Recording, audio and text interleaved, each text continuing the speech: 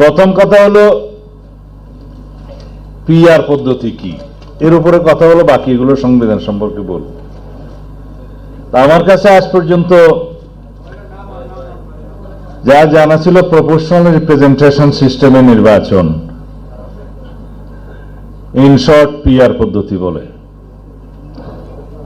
কিন্তু সারা পৃথিবীতে যেখানে পিআর পদ্ধতি বিভিন্ন প্রক্রিয়া এবং বিভিন্ন আদলে বিভিন্নভাবে চালু আছে, তাদের অভিজ্ঞতা দিয়ে যেটা বলা যায়, পিআর মানে হচ্ছে পার্মানেন্ট রেস্টলেসনেস,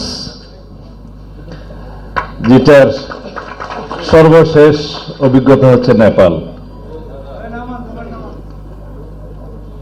ব্যারিস্টার কাজল পৃথিবীর বিভিন্ন দেশে যেখানে পিআরের অভিজ্ঞতা আছে তার একটা গবেষণাধর্মী, একটা বিশ্লেষণধর্মী বক্তৃতা দিয়েছেন। আমরা খুব সমৃদ্ধ হয়েছি। তাতে করে দেখা যায় কোথাও কোথাও 1-1.5 বছর লেগে যায় শুধু সরকার গঠন করতে ইলেকশনের পরে, এবং কোন রকমে সরকার গঠন করতে পারলেও সেই সরকারের স্থায়িত্ব হয়তো কয়েক মাস বা 1 বছর 1.5 বছর হয়।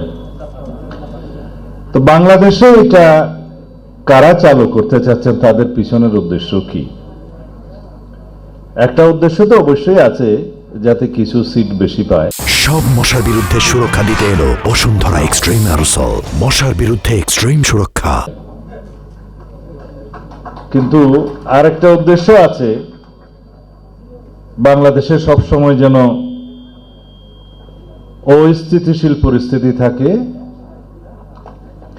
এবং সরকার ব্যবস্থায় স্থিতিশীলতা না আসে, এবং কখনো বাই মেজরিটি কোনো পার্টি ইলেকশন না, সরকার গঠন না করতে পারে। তাতে কাদের লাভ? লাভ হলো বাংলাদেশে সবসময় অস্থিতিশীল পরিস্থিতি থাকলে যারা লাভজনক পর্যায়ে থাকবে তাদের লাভ। মানে আমাদের পার্শ্ববর্তী কিছু দেশ আছে যারা বাংলাদেশে স্থিতিশীলতা চায় না, যারা বাংলাদেশে অর্থনৈতিক সমৃদ্ধি চায় না, যারা বাংলাদেশের রাজনৈতিক চায় না।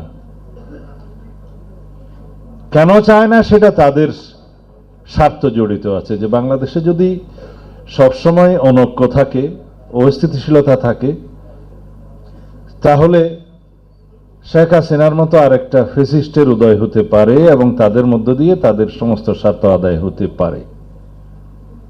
অথবা দুর্বল সরকারের কাছে যা কিছুই দাবি করা যাবে, সমস্ত দাবি আদায় করা যাবে। তা আমরা কি সেটা চাই?